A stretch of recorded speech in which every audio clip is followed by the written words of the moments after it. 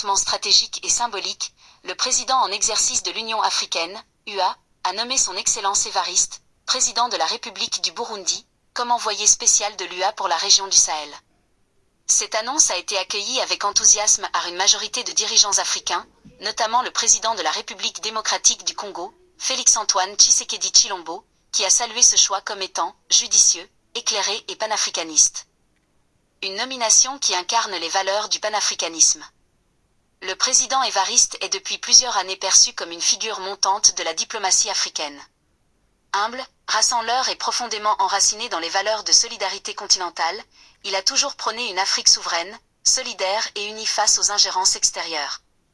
En le nommant envoyé spécial pour le Sahel, l'Union africaine ne fait pas seulement un choix politique, elle fait un pari sur la stabilité, la paix et le dialogue régional.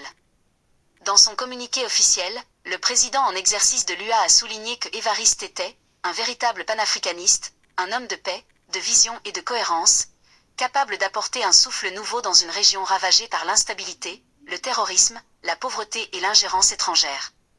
Tshisekedi salue le choix, un grand frère de la stabilité régionale.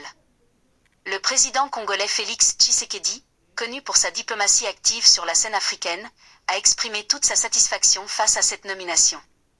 Selon lui, Évariste a déjà prouvé sa capacité à tenir tête aux défis géopolitiques, notamment en gardant le Burundi en dehors des alliances de guerre menées par des puissances étrangères dans la région des Grands Lacs. Tshisekedi a déclaré : le président Évariste représente une Afrique digne, stable, indépendante. C'est un choix qui reflète notre aspiration commune à une Afrique forte, sans manipulation. C'est un grand frère dans la lutte pour la dignité africaine. Une reconnaissance continentale, sauf pour Kagame.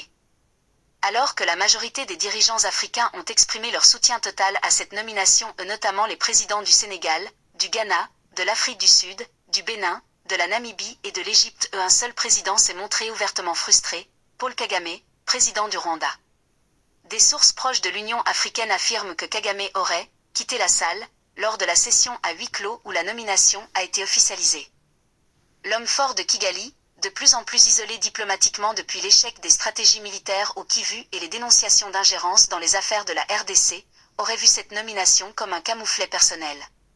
Un diplomate ouest-africain ayant requis l'anonymat a confié : Kagame ne supporte pas que ses voisins comme Évariste ou Tshisekedi gagnent en stature diplomatique alors que lui-même fait face à une perte d'influence. Il se voit reculer pendant que les autres avancent. Un tournant pour le Sahel et l'Afrique. La région du Sahel traverse une période critique, crise politique récurrente, coups d'État, prolifération des groupes terroristes, tensions avec les anciennes puissances coloniales, etc. Le choix d'un envoyé spécial expérimenté et non aligné comme Évariste pourrait redonner confiance aux acteurs locaux et favoriser des solutions africaines aux problèmes africains.